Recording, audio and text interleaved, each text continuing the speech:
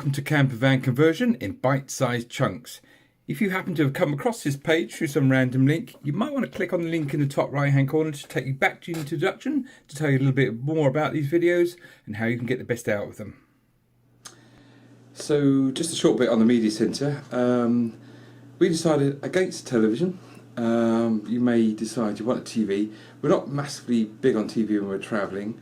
Instead, we've got a DVD player and we pre-record some films, stuff that we know we're going to want to see. Haven't got to worry about signals, that sort of thing.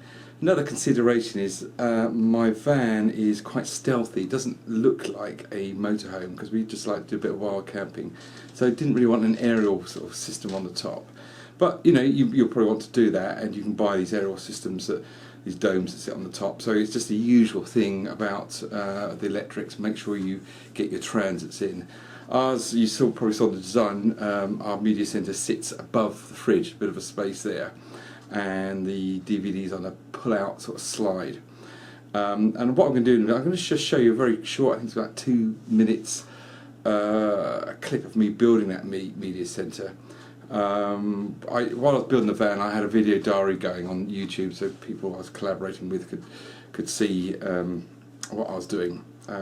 Bit of fun, really, no more than that. But it would just show you me building it up, and you'll see how I've put this video player on a sort of slide out multi gimbal sort of hinge mechanism. It's actually a hinge from a laptop.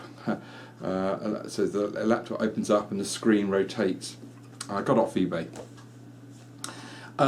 One very useful bit of kit that I put into that media centre, and you need to do it, and that is a mobile phone charging point, because we've all got mobile phones. So I've got a cigarette lighter socket and I can plug stuff into there. So for example, I do plug into there in the summer mosquito repelling lamp system, but then I just slip it into that a fitting that turns it into a little USB charger so we can charge our phones.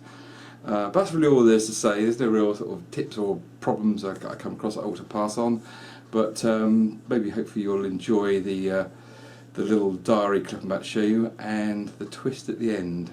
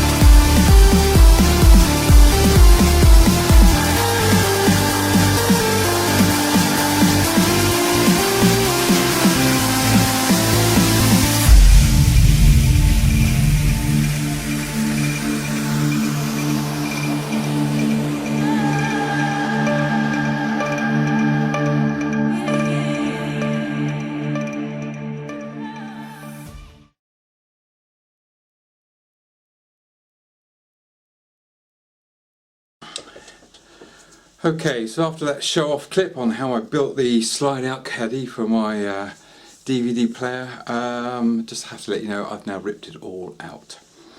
You know, we just never watched it. We never watched it.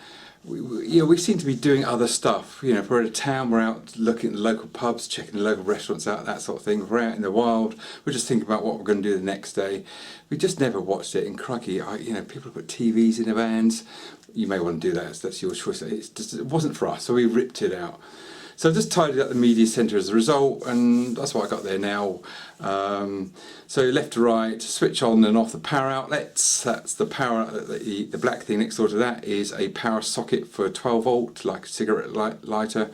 Then I got a voltmeter, so I can see the state of charge of the leisure battery. That's next one along there is also connected to the power outlet supply, and that is a 5 volt USB to charge the phones. The white thing in the middle is a Bluetooth amplifier, so I haven't got anything in there that actually plays. I just stream from my phone now direct to that Bluetooth amplifier.